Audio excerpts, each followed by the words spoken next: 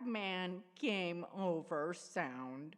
Now that my body's given up, maybe it's time for my spirit to quit too. I don't know. I do not know. All I know is that so long as it was her choice and she's fine with it, I support it. Because I am a feminist, and like Lois said, feminism is about choice, so she chooses to be a wife and mother. Hi, I'm Kitty Monk, and I'm here to talk to you about American Dad, or more specifically, Francine. Also, happy Boxing Day, because I recorded this on Boxing Day. Let me get this out of the way. This is a review of the episode White Rice, which now that I'm a content creator, I relate to a lot more. Especially this line here. Stan, you don't control me anymore. I'm gonna live my life and you can't stop me. I have a backstory that's loaded with tears. But in other news, I also feel like the episode was a bit of wasted potential and could have answered the question, does Francine want to be a housewife, and why is she a housewife? So, you know my normal setup. We'll talk about a few episodes with the same theme and go from there. Now, American Dad was at first a show all about a conservative Republican family, and Francine played her role as a blonde Republican housewife kitten quite well. Heck, a few episodes have had Francine reveal she loves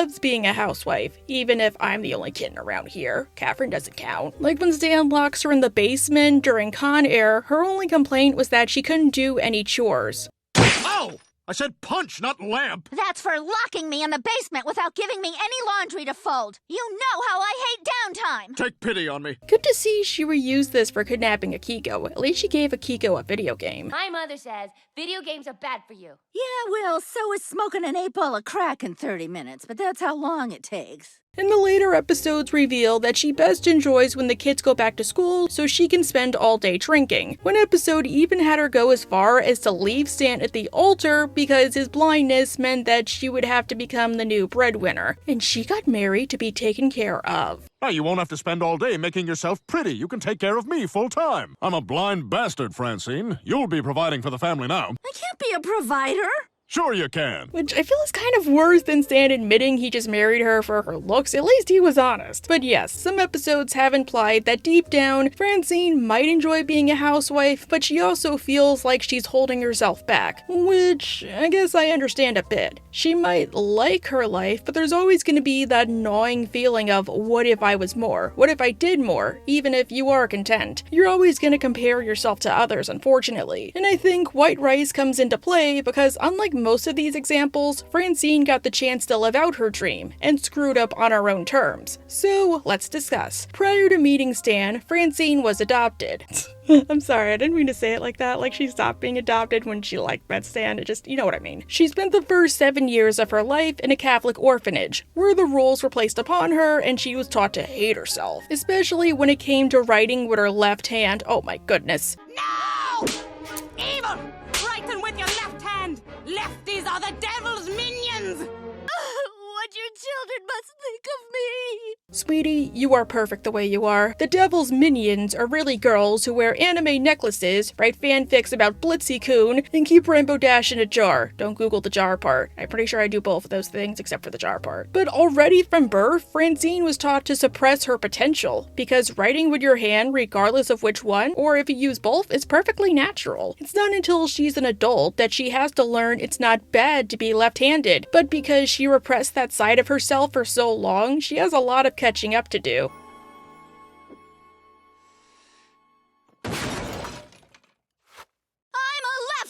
At least you're happy about it. Plus, you can argue the Catholic upbringing kinda stayed with Francine. Now, I have no problem with religious beliefs so long as you are enforcing them on others or using them to oppress people. But with Christianity, especially catechism, well, the main rule of the woman is to be the helpmate to the man. So basically a housewife. It's a good thing that nowadays the Smiths are oh my god, how do you say it?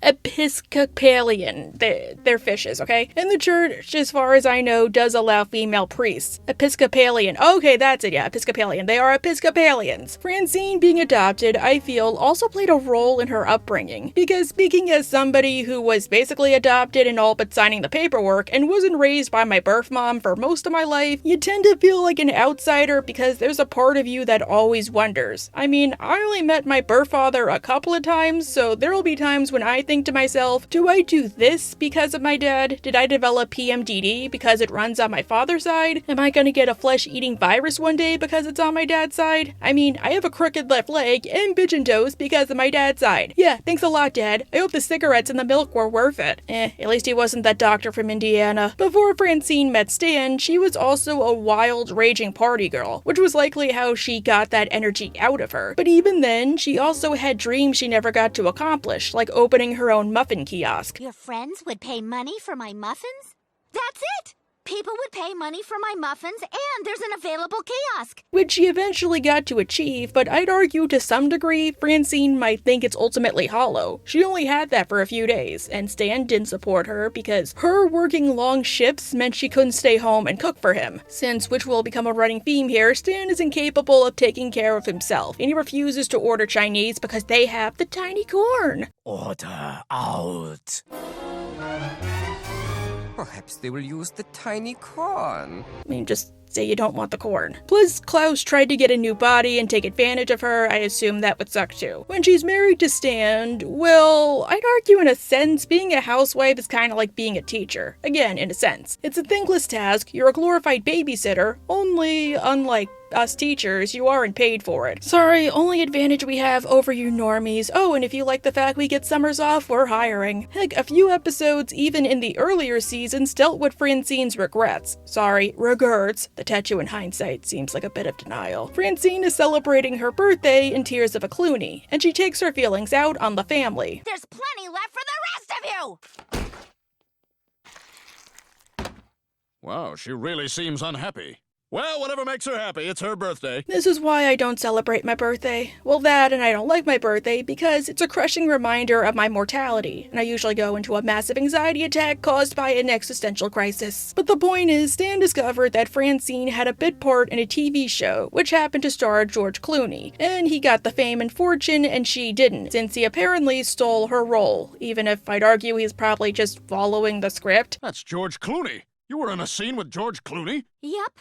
He interrupted me and stole my big moment and then went on to be a big star. How dare he do his job as an actor and, act. So her new birthday wish is to destroy George Clooney. He just does the same cheesy move every time. Looks down, then looks back up, squinting underneath his eyebrows. And everybody's buying it! Okay, that's normal. Stan helps her do it, not by killing him or his family or destroying his acting career or taking all his money or something like that, but by having Francine date him and break his heart. Per Franny. Clooney's never fallen in love. Break his heart and watch him cry until his eyeballs bleed! Again, that is totally normal.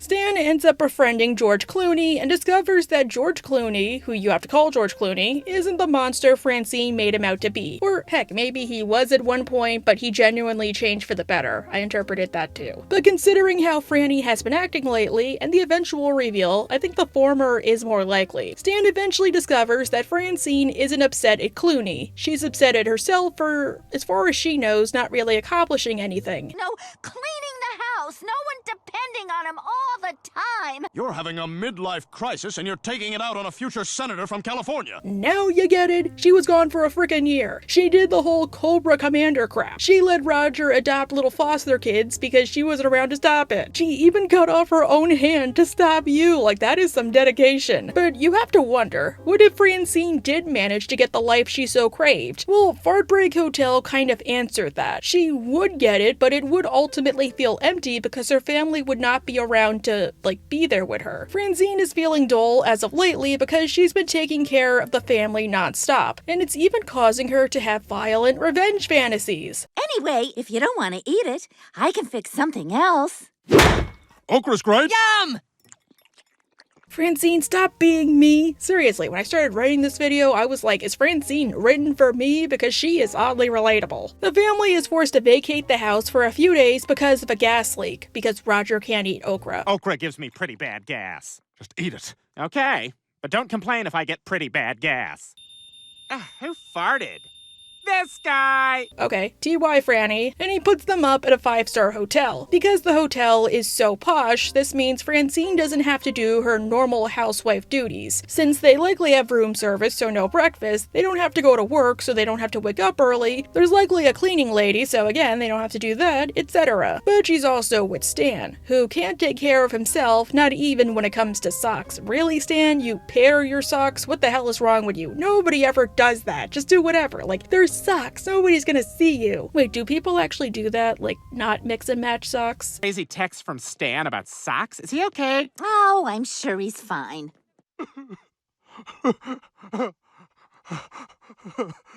Okay, this episode and One Woman Swole answered a good question. Francine has done a lot in her life, and she has a lot of potential, but she spends so much of her adult life devoted to taking care of other people that she doesn't realize she has potential, or she doesn't realize you can both be a housewife and also have a life. Hey, that rhymes. And your own interests and hobbies and the like. Wow, that further rhymes. I mean, I guess she did try it in Not Particularly Desperate Housewives, but because she was lying the whole episode, she almost got killed for it, and the episode kind of validated her stagnant life, I'd argue, or what she thought was a stagnant life, because Linda Mamari going to the grocery store on their usual day meant that she was around to save Francine's life, so therefore the system saved her life. But tonight is leftover Wednesday, so I have to make a casserole that tastes like I made it yesterday. If I stay in this rut, it won't be long until it's head in the oven Friday. Heck, maybe she has a Finbar calamitous type habit because she can't channel her potential into one source. She feels like she needs to try everything, but she doesn't finish it. Or she wants to try anything and everything because she doesn't know her place, or think that she has one. But this isn't about drugs. This is about me quitting. And I quit everything. In Fardbreak Hotel, she's mistaken for a concrete saleswoman named Sarah Blanche. Wow, that sounds like a fake name. That's faker than Kitty Monk. And yeah, again, I find this whole episode hilarious and kind of relatable, especially the convention angle. Pam Deakins, the Bakersfield rep. We've done business on the phone. Oh, Bakersfield, Pam. Francine has cosplayer facial blindness too, but Francine finds that because she has a talent for BSing, well, she can BS herself throughout the whole convention. And she becomes pretty popular by pretending to be Sarah. Also, Sarah's dead, so she's not coming back.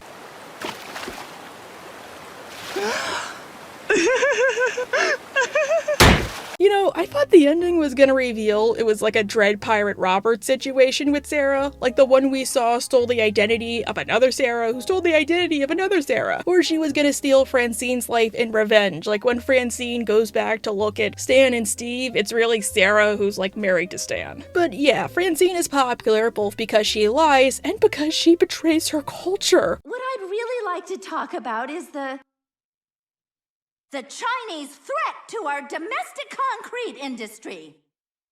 Oh my god, she pulled up.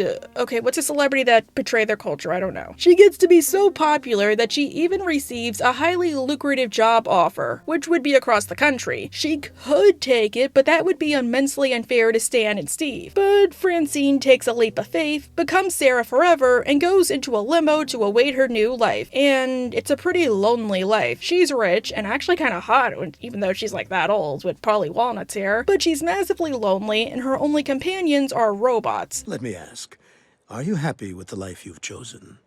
No, I'm not. She goes back to the convention, and the concierge gives Francine the ability to go back in time and fix her wrongs. We need to talk.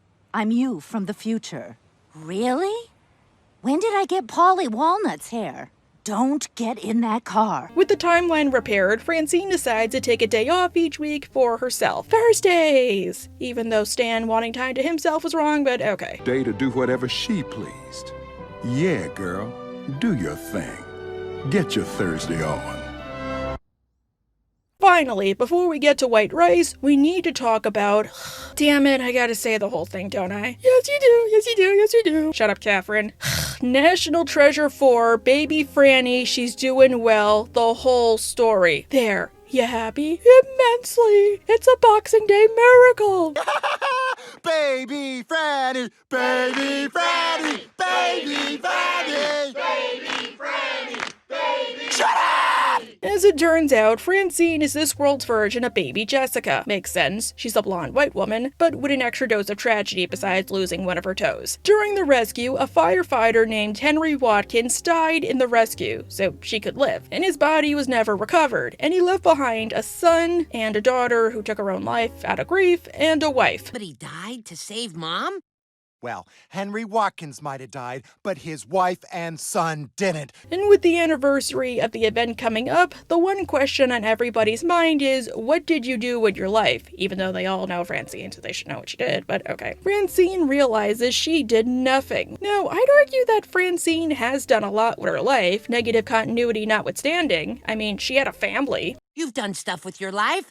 You made me, Mommy. Any dumbass can have dumbass kids. Mama, no! Oh, okay, then that doesn't count. But yeah, besides that, Francine has done a lot. I just feel like Francine feels like because she's a housewife, she hasn't accomplished much. And she's likely constantly comparing herself to others. Like Henry's son, as far as she knows, accomplished more than she did. I've been trying my hardest to make my dead dad proud, you know. I'm an astronaut, and I'm helping build a space station on the moon. I hate imposter syndrome, my old friend. But I think the idea that somebody died for you likely gave Francine this big insecurity complex, and maybe it's why she feels the need to complete so much even if she never finishes it. I mean, considering productive panic, it's possible. Like to her, nothing she does that isn't super major, like being the president or a celebrity or whatnot, will make up for the fact that somebody died for her. And again, Henry's daughter also died out of grief. To her, it's just one big recipe of doom. Wow, did not mean for this to be a whole psychological profile, my bad. Francine spends the week trying to, you know, like, do something with her life, like solve one of the unsolved math problems. This is how I found out what they were. But she discovers, if you solve one, you win the Millennium Math Prize, $1 million and worldwide recognition. You actually think I could solve one? Yes. Okay. She also, I don't know. Whatever, let's just get to the reveal. At the anniversary celebration, Francine falls into the well to avoid answering questions and discovers that Henry did indeed survive. Somehow. I wonder how he was eating. Like, was he eating like rats or something? But he was in a well, so he probably just got water. Wait, I don't want to go back up. My whole life is down here. As you can see, I'm quite the ladies' man. Francine wants to help Henry, but being in a well for like 75% of her life drove him freaking crazy. And even he wants to go back in the well when he's above surface. Like, I mean, look at his eyes. It's okay, Henry! At least he's got sunglasses. But Francine thinks that if he lets him go back, then it'll be like he died again, and her life will have been for nothing. So she tries to rehabilitate him, because she obviously can't just send him to a hospital, to little to no success. Henry, no! Henry, that's not water, even if I spent 24 years thinking it was. It's Barbacet. This Gatorade is expired. Dude, that's Barbacet. I don't understand that word, and therefore it is meaningless. That's how I found out what it was, believe it or not. Also, he tries to assault Klaus, and this is the last straw, so he tries to jump back into the well. But not before reassuring Francine that it doesn't matter that she didn't quote-unquote do anything with her life. All he wanted was to be sure she was alive and healthy. And Francine is at least one of those things. And also, he wants payment. Just wish there was some way I could pay you back. Is to just keep being you, babe.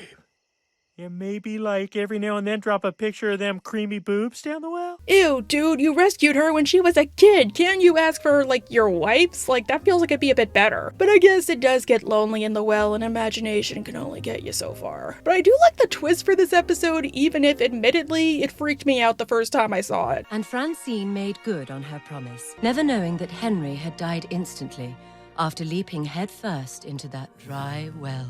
Hey, at least she went on with her life. And now we finally got into White Rice. Hey, that rhymes. Now, why do I think White Rice was wasted? Like, as in a wasted potential episode? Well, even if many episodes deal with the idea of Francine enjoying being a housewife, well, some episodes, again, do imply she wishes she was destined for more. Like, she could do both. I mean, I did just talk about a whole laundry list of them. But the episode doesn't really talk about that. Instead, the episode focuses on Francine's repressed stand-up comedy career and how Stan can't care for himself because of course he can't. Which, while I did like this episode, I mean, like I said, I find it super relatable, well, I also find it kind of redundant, I hate to say. See, Francine trying to find herself and Stan finding that he can't take care of himself, either because he's too lazy to learn or just refuses to, or he thinks like cause he's a man he doesn't have to. Guys, we already did this in the exact same season. Like, Fart Break Hotel aired, I think, a couple episodes before or after this one. So we had basically two plots of Francine feeling like she was limited, and then trying to go the Elphaba route, and then screwing up, and then going back to her life with a newfound sense of passion. Like, again, like, really? Okay, let's discuss though. This episode opens up with Stan and Francine having an argument. Baba's birthday is coming up, and because he's getting up there in years, Francine suggests they should move her parents closer to home. Of course, Stan doesn't want it. I mean, he's made his feelings on her parents clear in the past multiple times, so he refuses to discuss it. But as it turns out, well, this isn't one and done. Francine and Stan always have this exact same argument every year during her father's birthday. And you want to discuss your parents moving to town, but Stan won't talk about it. Could you come over every year, say the same thing, and pube up our hot tub? I don't do that. Francine wants to discuss moving them closer to home. Stan doesn't want it. They bicker for a little bit. She goes to Greg and Terry's hot tub to cool off with cigarettes in the nude. Ugh, I saw it again. You know she has one. Why do you keep staring at it? I don't trust it. I don't want to turn my back on it. Like, she can't just keep her bra and undies on? She apologizes profusely, and then Stan says they should go see a therapist. And then Stan takes her to the therapist, who is not really a therapist, but a hypnotist, and not a hypnotherapist. And he's not the cool one that makes you scared of teacups. Because behold, the coagula. Francine, you are stiff as a board. He makes me fear for my body, even if he sounds like Jason Alexander. Yeah, so as it turns out, every year, Stan takes Francine to Sal for a tune-up. Ugh, I hate how he says it like she's a car that keeps, like, not jump-starting. Where he brainwashes her into being the perfect wife for him, which means getting rid of annoying habits that Stan hates, or the like, including the idea of her father's birthday. Well, time for her annual tune-up. Ooh, mixed nuts. There's quite a few things I'd like you to make her forget. She wants to move her parents to town again, huh? Every year on her dad's birthday. Yeah, it's not like this whole hypnotism thing could be used for nefarious purposes or anything. Oh, and Stan also leaves Francine alone with Zal, who again is a hypnotist who can do whatever he wants to Francine and then brainwash her to forget. And like, he's basically a stranger considering how you only really see him once a year. Like, you don't know this guy. Stan, have some paranoia. I thought you worked for the CIA. And you're also a xenophobe. Like, what the hey? Hey, that rhymes. I'm rhyming a lot in this video. Also, Sal is kind of a creep outside of that. Like, don't get me wrong, he seems pretty chill, but his only problem with this whole arrangement isn't that he's taking away a woman's free will because her husband says so, it's that Stan won't buy him a sandwich. Why, Sal? You've been coming here for 2 decades. Never once offered to bring me a sandwich. What the hell did I just say? Screw your sandwich. You're lucky she's not calling the cops. Even if I find it totally understandable, I mean sandwich. Oh, and he gets so fed up that he undoes everything. Because of the sandwich. But Sal, maybe Stan was doing you a favor. I mean, maybe the sandwich wasn't that good. Evil sandwich! See? Do you really want one of those? So yeah, Francine now remembers everything Stan forced her to repress, which is a lot and ranges from normal stuff like Stan's general screw-ups to the death of Haley's twin to... Maybe once in a while I can get off too. Let's talk about it later. You know, I feel like Poltergasm was foreshadowed here. This kind of reminds me of the Rick and Morty episode, Morty's Mind Blowers. Like, honestly, like, I feel like it could have gone that route. But I do think this whole episode was wasted potential, because instead of focusing on all of the stuff that Francine repressed, they only zero in on one thing, which we'll eventually get to. And again, I brought up Morty's Mind Blowers as a way to do this correctly, even if I feel like the idea of a brainwashed housewife has a lot of potential. I mean, look at Stepford Wives. And it could be a good lampshade type episode, like, this is why Francine swears up and down she's never done anything with her life, because maybe she has, but Stan is always afraid of losing her, so he tries to turn her into the perfect housewife. Like, Sal, I need you to make her forget she found a colossal squid, or Sal, I need you to make her forget that she went into a well when she was a kid, or something like that. Or Francine always feels unfulfilled because maybe subconsciously she knows she's being brainwashed, so she really does hate being a housewife. Stan just got Sal to put the thought into her head. And why would he do it? How would he get the idea to do it? Couldn't he just use CIA tech? I mean, there was that episode where Francine got the last 24 years of her life erased, not the last 24 hours. Could he be wary of that? Is Sal like an ex-CIA dude? I don't know.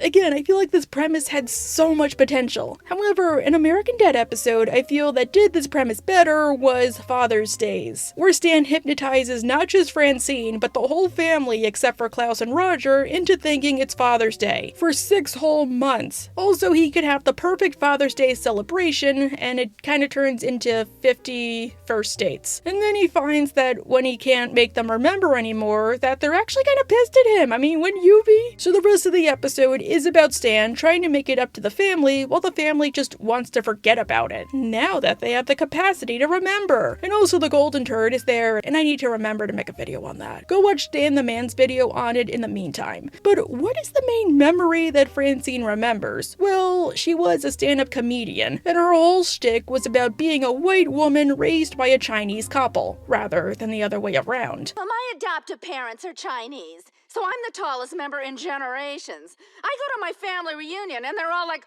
Godzilla! Ah! Francine shows real promise with the gig, and I gotta say, I do think this is a very Francine type thing to do. I mean, Francine will say whatever and not care, and people would be paying attention to her for her. Plus, stand-up comedy is all about improv, like being good on your feet, and having quick thinking and coming up with clever barbs and witty comebacks in seconds. In a way, it's kind of like a fancy version of BSing. And as we saw in Fart Break Hotel, Francine is pretty skilled at BSing and pretending to be someone she's not. Word of warning, do not BS the BSer, we can see through it. Plus, I'd argue while Francine's humor is kind of racial, oddly it's not that bad, I guess. I mean, I'm sorry, I like Brandon Rogers' humor, so I think I'd be fine with this. I mean, I guess she does rely on stereotypes, but Francine being raised by an Asian couple, even if she is Caucasian, well, that's 100% true. She's not making anything up. And while she's wearing cultural outfits, well, she was raised in that culture, so you can't argue she's like appropriating or something. Plus, she's not doing things like changing her skin color or her eye shape. So yeah, I'm not really like offended, and I don't really think other people would be too. I guess the only problem with her stand-up, which I feel like even the episode points out at the end, is that she only bases her stand-up on the fact she was adopted by a Chinese family. Like, again, I don't think it's bad. I feel like that could be a whole Brandon Rogers type series. It's just that there's more she could do considering how crazy her childhood was outside of that. Like, she grew up at an orphanage where you weren't allowed to be left-handed. She was beaten with a side of beef, except on Fridays, and presumably during Lent when it was a mackerel. Like, imagine this. Oh yeah, I was born to a super rich South Carolina couple, and they gave me up so they did not have to sit and coach. The funny part is, you think I'm kidding. Again, it doesn't offend me, like Francine isn't doing anything offensive in the sense of like, oh, she's hating people. I just feel like she could vary her jokes a bit, considering the fact that she doesn't is what does her in. But why would Stan make Francine repress this? You started working nights. It affected my schedule.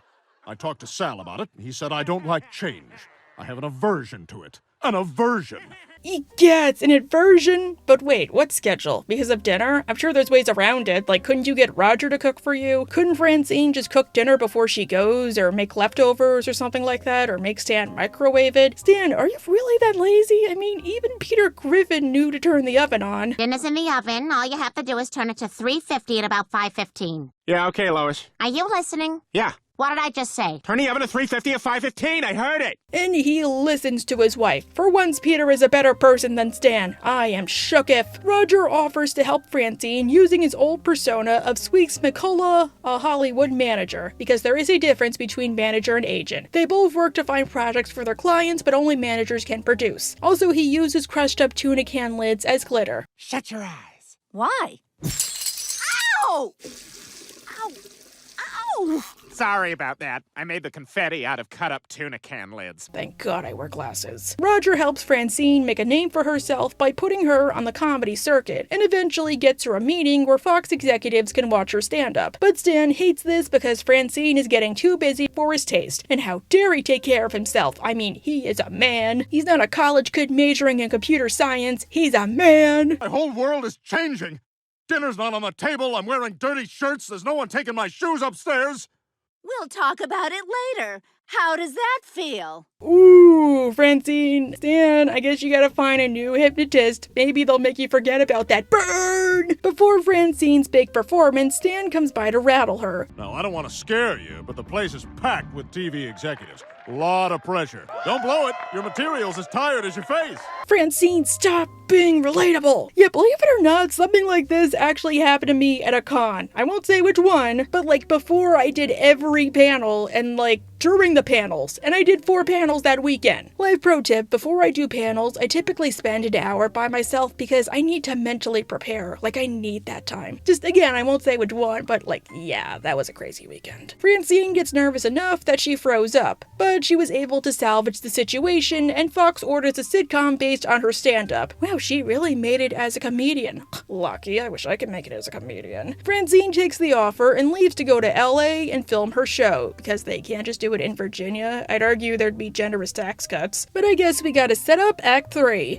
I'll send for my things. You can't just leave. Stan, you don't control me anymore. I'm gonna live my life and you can't stop me. Francine, stop being me again! And stop taking babies to hibachi restaurants if you know they're gonna cry! Oh, and also Roger is leaving too, so Stan can't just use him as the new house slave like he did in Helping Handies. Sometime later, and Francine's new show is airing soon, while it's still in active production. Oh, and yeah, as expected, Stan refuses to take care of himself. I miss her, Klaus. Really, I couldn't tell. What am I gonna do? Which, as a messy Bessie, I do understand the feeling. Like, if you feel like you don't have to clean, you don't, especially if you don't have a babysitter breathing down your neck. But there does come a point where you realize you need to do some things. Klaus tells Stan that if he wants his wife back, he needs to change for the better. If you want her back, then you're going to have to change. Don't let your marriage fall apart like mine did. I hate your face so much. So Stan travels to Hollywood by car, well, we drove for like a week, to meet with Francine, where we find out her show is pretty good. And like most self-insert comedian shows, think like, I don't know, King of Queens, it's basically her life but with little to no changes, or what she thinks her life should be. But because it's based on her stand-up, it's just one stereotype joke after another. Dan, I need to talk to you about something. My father's turning 70 and he's not getting any younger. I've got dessert. You're amazing, PD. So yeah, again, just to get this out of the way, status quo gets restored because the show was cancelled after one joke due to outrage from the Asian community. What's for dinner? Eel in cow eyeball sauce. It called guk nu. Sounds more like guck ooh.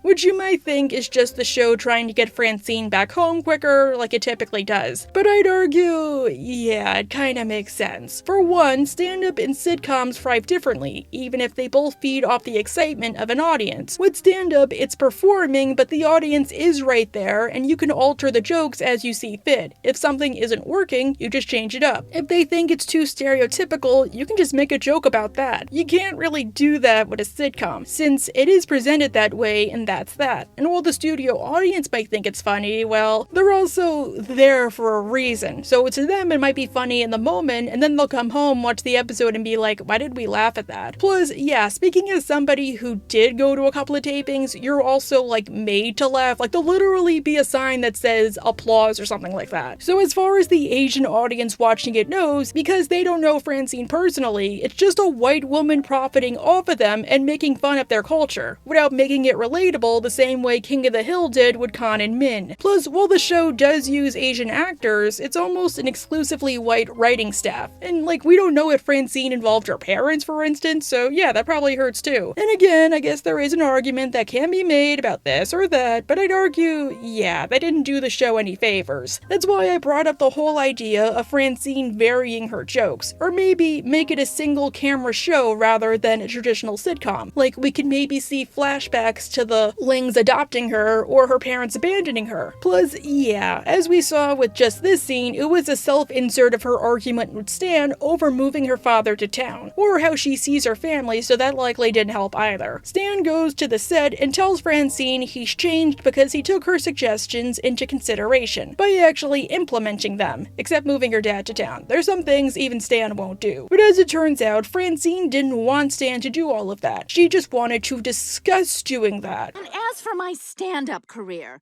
If we had just talked it through, you would have realized it didn't mean I would leave you. You could have come with me. Yeah, no offense, Franny, that's not what happened. You literally told him you were leaving and where to stick it. I'm leaving for Hollywood.